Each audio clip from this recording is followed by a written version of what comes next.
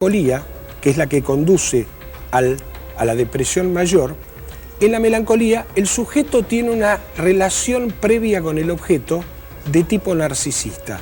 ¿Qué quiere decir esto?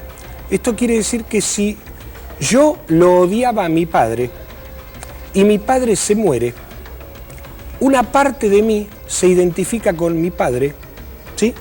Y una parte de mí lo sigue odiando, o sea, odio a esa parte de mí que se identificó con mi padre. Por ejemplo, en este caso, el piloto con su pareja, una parte de su pareja, digamos, formaba una identificación con él, o sea... Él odiaba a esta chica porque la chica lo dejó. Exactamente, pero era parte suya, entonces al suicidarse, se quita la vida a él y le quita la vida a ella de alguna manera en su concepto psíquico. Y además digamos, la chica lo odiaba y él la odiaba, y entonces él empieza a odiarse a sí mismo porque se ve como un fracasado, porque la compañía no lo aceptan más como piloto, porque lo cuestionan en su situación de piloto y porque la chica lo abandonó. Entonces empieza a hostigarse a sí mismo porque se siente un fracasado, se siente un inútil, se siente un incapaz. ¿Le deja un mensaje a ella a través del suicidio? Totalmente. No solamente le deja un mensaje a ella, sino que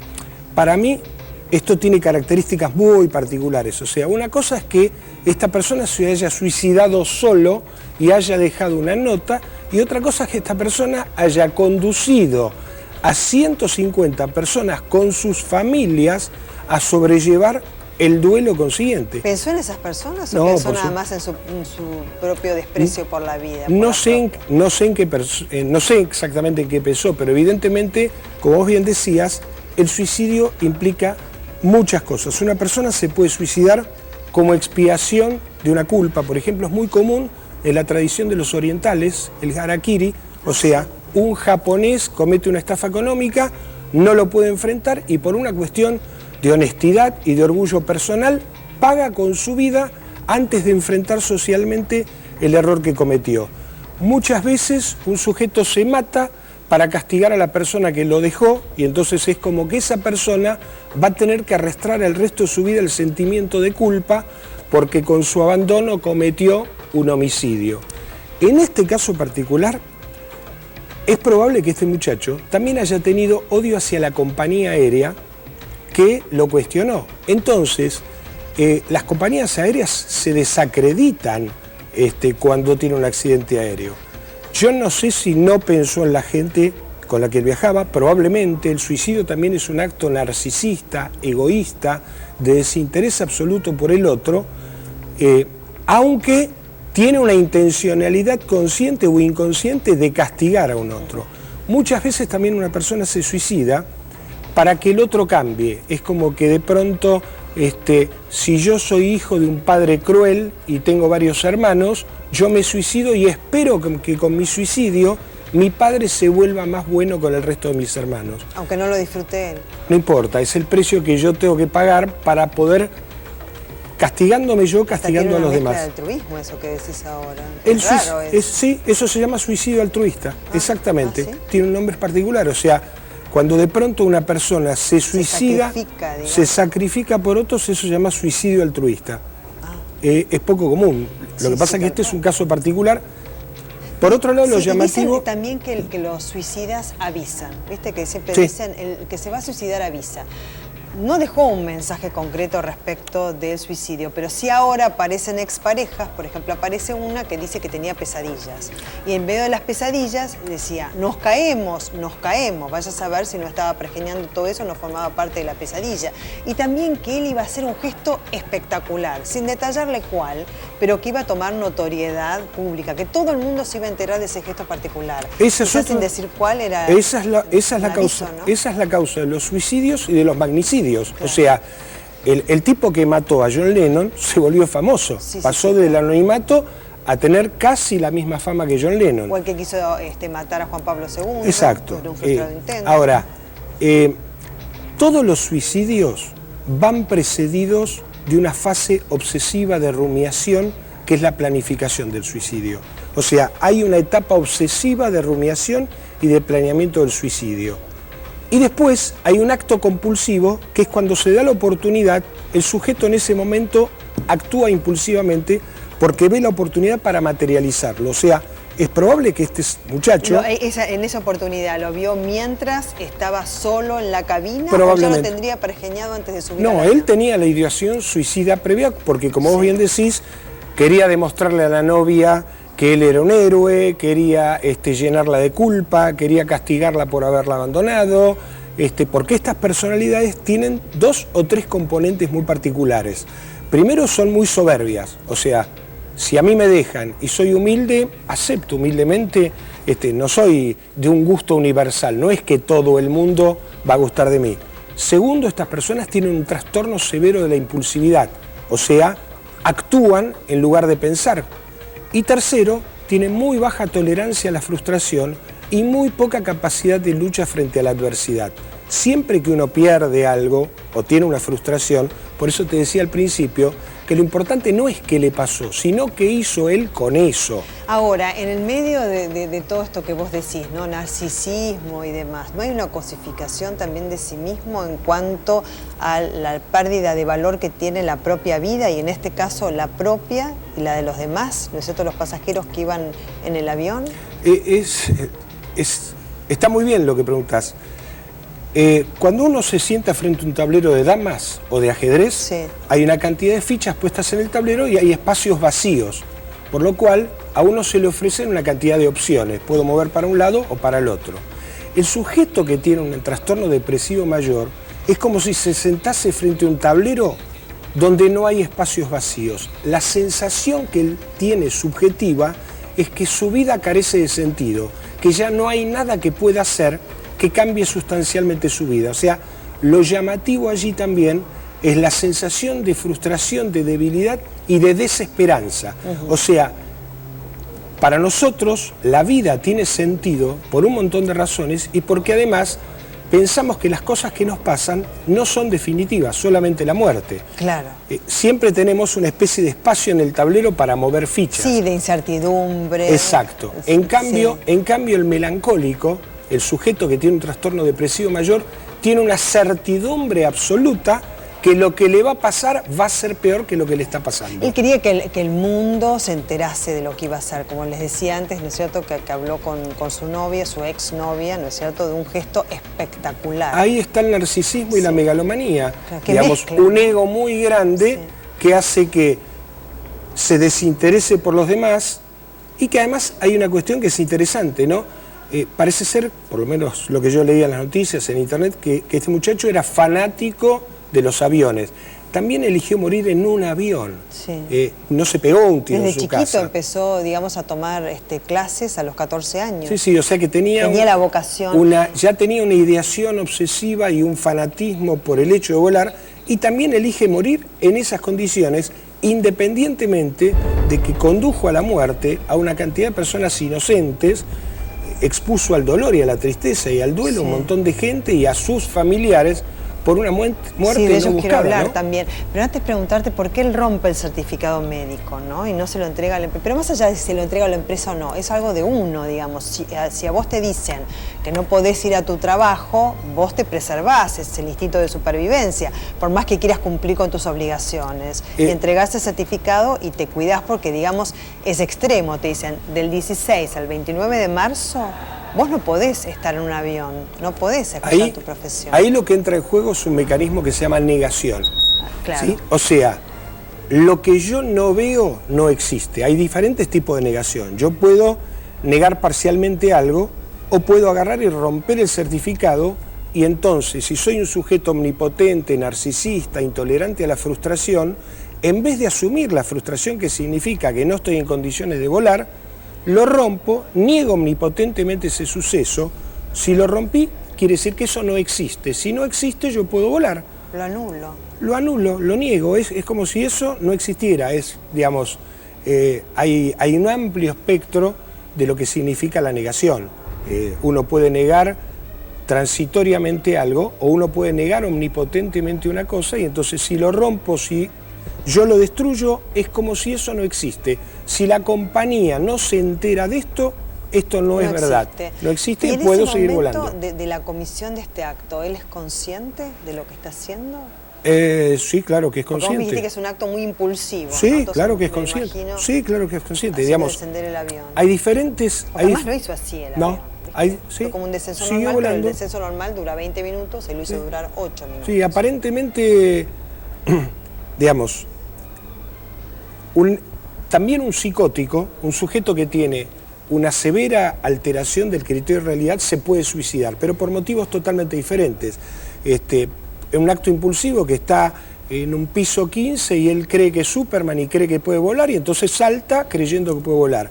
Ese sujeto tiene una psicosis, tiene una alteración del criterio de realidad. No, esta persona venía rumiando, producto de su estado, su trastorno depresivo mayor, venía rumiando con la ideación obsesiva porque previamente ya había tenido un diagnóstico. Lo raro es que lo hayan autorizado a seguir volando porque los episodios o los trastornos depresivos tienden a reiterarse y la época de comienzo... ¿Tienden a reiterarse? ¿No puede salir de esa situación? En general, sin tratamiento médico psiquiátrico, no. No, él tenía tratamiento médico psiquiátrico. Sí, no sabemos si lo cumplía. Claro. No sabemos si lo cumplía. O sea, para el tratamiento de esta clase de patologías gravísimas, son tan graves que, es más, los mismos psicoterapeutas nunca tenemos la garantía de que ese paciente no se vaya a suicidar. O sea, cuando un paciente hace un intento de suicidio, lo primero que hay que hacer es tomarlo en cuenta. No dejar pasar ninguna tentativa de suicidio, por más mínima que sea. Tomó pastillas porque el novio la dejó, hizo comentarios acerca de que la vida para él no tiene sentido, hizo comentarios respecto de que no le parece tan mal que el piloto se haya matado. La familia y los seres que lo rodean tienen que estar muy alertas, ¿no? Y hay que rendirle el máximo de atención a cualquier intento de suicidio porque eso es un pedido urgente de ayuda. ¿Y qué hay que hacer? Hay que tratarlo al paciente. Claro, hay personas que por ahí no tienen antecedentes de depresión, pero hay algún factor que les dispara en cuanto a la falta de resolución de ese conflicto, que puede ser el abandono de un ser querido, la muerte de un ser querido, o cualquier situación que sea desesperante, que no tiene recursos propios como para poder resolverlos y seguir viviendo y que de pronto se quiere suicidar. Eso digamos, la persona que digamos, primero hay una predisposición familiar también. Sí. O sea, cuando uno ve un paciente que tiene un trastorno depresivo mayor, lo primero que le tiene que preguntar es si ya tuvo episodios previos, si viene arrastrando una depresión leve que se llama distimia. O sea, la distimia es una depresión leve que tiene una duración al menos de 2 años. El trastorno depresivo mayor tiene que tener una duración de 2 meses. La diferencia entre estos dos cuadros, entre otros, además de la profundidad, es que en el trastorno depresivo mayor va acompañado de ideación suicida. Ese rumiar que decimos. Ese rumiar dale, que te dale la cabeza. De esa ideación suicida que en la distimia no tiene. Es como una persona que no es feliz. Pero vos sabés que hay muchas personas con distimia hoy por hoy. Por supuesto que sí. Algunas que se tratan y otras que no. Por supuesto que sí. Creo que se confunde a veces con, siempre está triste. Exactamente. No, la tristeza es una cosa y esto no. Eso es una distimia, no es un trastorno depresivo mayor donde surge la ideación suicida. Además, en la distimia lo que hay es hipoedonia, o sea, una leve dificultad para ser feliz, para disfrutar, para estar alegre. En cambio, en el trastorno depresivo mayor hay anedonia, hay una imposibilidad de disfrutar acompañado de esta ideación suicida, este desapego por la vida, y muchas veces va acompañado de comentarios acerca de que no ve tan peligroso ni tan negativo el suicidio, y la familia tiene que estar muy atenta, colocar en tratamiento a este paciente con todo el espectro de recursos terapéuticos de los que disponemos hoy en día, que son muchos. Yo no sé si este paciente estaba cumpliendo con el tratamiento. Nosotros tampoco, si rompe, digamos, el certificado médico y además allá de entregarlo a la empresa o no, atenta contra su propia vida, contra la de los demás, supongo que no. Pero también pienso en la gente que durante 8 minutos vivió la desesperación de la caída del avión. ¿Qué le pasa a una persona en ese momento, de esos 8 minutos que son eternos, deben ser eternos? Es muy difícil saber eso porque nadie que se haya muerto ha podido describir qué se siente, pero médicamente, primero yo creo que como el descenso fue leve, yo no sé si la gente se dio cuenta rápidamente de eso. Muy probablemente cuando el Dicen piloto... que hubo gritos, cuando el piloto, tanto que hay información contradictoria. Cuando el piloto empezó a echar la puerta de entrada a la cabina, obviamente todo el mundo se enteró. Pero en la medida que el descenso fue lento, yo no sé si la gente se fue enterando de eso. Por supuesto que lo que tenés allí es un pánico extremo. Supongo que mucha gente se muere por el terror. Claro. Y yo creo que una liberación tan terrible de adrenalina del torrente sanguíneo, cualquiera que tenga una predisposición cardiopática, muy probablemente se muera, se desvanezca o encuentre su muerte en una situación de pánico. Claro, quien sabe son los que han vivido situaciones límites, ¿no? de extremos, como por ejemplo los sobrevivientes de la cordillera de los Andes. Bueno, y allí sí podemos rescatar esas experiencias, ¿no es cierto?, de estar al borde de la muerte, pero en el caso de ellos pudieron sobrevivir. Ellos también por ahí pensaron, o el que ha estado en los campos de concentración. Exactamente. Que han recreado en su mente situaciones de proyección futura, escapándose de lo que vivían para sobrevivir, ¿no? Exactamente. Porque la mente ahí te juega a favor o en contra. Yo te decía antes, Belén, que también la depresión tiene que ver con la capacidad de soportar y sobrellevar la frustración. Los chicos que se cayeron en los Andes, además de vivir el pánico porque iban a perder su vida, tuvieron una fortaleza de espíritu, una capacidad de sobreponerse y de luchar por la vida. Digamos, en términos psicoanalíticos, diríamos, la prevalencia tan enorme de Eros por sobre Tánatos, que fueron capaces incluso de comer carne humana, de decidir uno de ellos salir caminando a buscar ayuda en las condiciones más adversas. Evidentemente estos chicos, seguramente el entrenamiento en rugby no solamente le dio las condiciones físicas, sino psicológicas de sobreponerse frente a la adversidad, de tener un temperamento y un espíritu de lucha. Que yo conozco mucho a uno de ellos y a otros les he hecho notas, ¿no? Han llegado hasta valorar el aire. Por supuesto. El aire que respiramos, que no lo valoramos porque no tenían aire. ¿Viste? Son situaciones, y es más, un trabajo mío de la facultad, para recibirme lo hice también, que tenía tesis, antítesis, síntesis sobre esto de la cordillera. Impresionante ese caso. Y también pienso en el dolor de los familiares, cómo se supera ese dolor cuando ni siquiera se puede enterrar el cuerpo, ¿no? Porque desde ya dicen, bueno, se pulverizó el avión, no hay ningún sobreviviente, no hay ninguna esperanza, pero es como que, no sé si tienen la esperanza de que aparezca en algún lado caminando por los Alpes, o viste como es cuando dicen se cayó el avión en el mar, porque cuando vos no ves, no puedes abrazar, no puedes despedirlo. Bueno, ¿Cómo se supera ese los argentinos tenemos una triste historia en relación a los desaparecidos, que evidentemente la visión del cuerpo favorece la elaboración del duelo. Por lo que yo te decía antes del mecanismo de negación. Cuando en los rituales del velorio se ve el cuerpo del muerto, de algún modo allí comienza la ratificación del duelo. Cuando el cuerpo no aparece, como pasa, por ejemplo, se extravió un barquito de pescadores en Mar del Plata y uno ve que los familiares están en el muelle esperando que el barco vuelva o teniendo la expectativa de que alguien sobreviva y aparezca, porque siempre negamos el hecho de tener que hacer el duelo, porque el aparato psíquico se resiste a hacer un duelo, porque toda relación que yo tengo con cualquier persona siempre lleva implícita una serie de fantasías respecto al futuro. Si yo me caso, tengo una pareja, en algún lugar de mi inconsciente tengo la ilusión de que vamos a estar juntos en el geriátrico, que me va a cuidar, de que vamos a envejecer juntos. Cuando esa persona se muere, tengo que desmantelar todas esas fantasías y esas expectativas. Eso forma parte del duelo. Si no puedo objetivar la muerte, muchas veces la fantasía es que va a aparecer, que va a sobrevivir. Lamentablemente, en estas circunstancias donde las posibilidades de la supervivencia de un accidente de esta naturaleza o de un homicidio, porque esta persona cometió un suicidio y cometió un homicidio. La diferencia desde el punto de vista jurídico es que incluso el homicidio no tiene una penalización penal. el homicidio sí. El suicidio tiene una penalización religiosa. Por ejemplo, entre las tradiciones judías, las personas que se suicidan van a un lugar diferente en el cementerio, contra una pared. Es como que la religión moralmente condena que una persona haya puesto fin deliberadamente a su vida, independientemente de las razones que lo motivaron a hacer eso.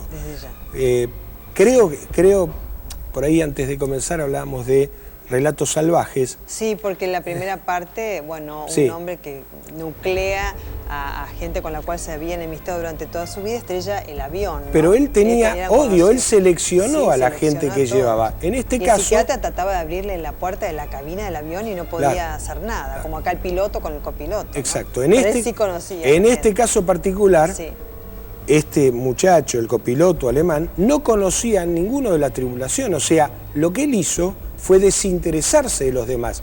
No seleccionó con el máximo interés quiénes iban a ser los objetos de su venganza. Víctimas. Acá está. ¿Tenés audio también? Fe de que ese chico tenía problemas. En 30 años de docencia nunca vi nada igual.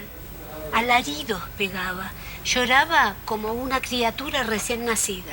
¿Profesora Leguizamón? Sí. Soy Ignacio Fontana, ¿se acuerda? Ignacio Fontana. Pero esto es increíble. Acá hay una conexión cósmica. ¿Cómo venimos? Justamente. ¿Pasternak no era compañero tuyo? Sí. Bueno, todo el pasaje del avión se entera de que tienen algún vínculo con el piloto. Pero bueno, el piloto, digamos, odiaba a todos estos pasajeros que incluyó causalmente en este avión que estrella y pierden la vida. Así que trata de abrir la puerta, no puede. Una situación diferente. Claro, en el caso... Pero ahora tenés que estar perturbado mentalmente para que este comienzo de relatos salvajes tenga alguna incidencia en una persona. Hay un factor común en ambas cosas que es el odio. Claro, obviamente, el odio. En relatos salvajes lo que muestra es a dónde nos puede llevar el odio, cuáles son los niveles de odio que puede generar en una persona la frustración. Por supuesto que para mí el odio siempre es patológico, nunca tiene una justificación. Por más adversa que sea la situación, no hay razón para odiar. La causa principal del odio es el narcisismo. El factor común que tiene esto y lo que hizo el copiloto es el odio. El copiloto odiaba a la novia, odiaba a la compañía, se odiaba a sí mismo por no estar en condiciones de volar, odiaba al médico que le dio ese certificado. Odio, esa es la palabra. Sí, un odio que para mí nunca se justifica. Nosotros, los seres humanos, siempre tenemos una tendencia a justificar odiar, pero nunca es justificable. Desde ya, muchísimas gracias, Luis. Al contrario. Hacemos una pausa y ya volvemos. Recuerden que hoy está Argentina Corre, 7 horas en Pipinas, en la provincia de Buenos Aires. Ya volvemos.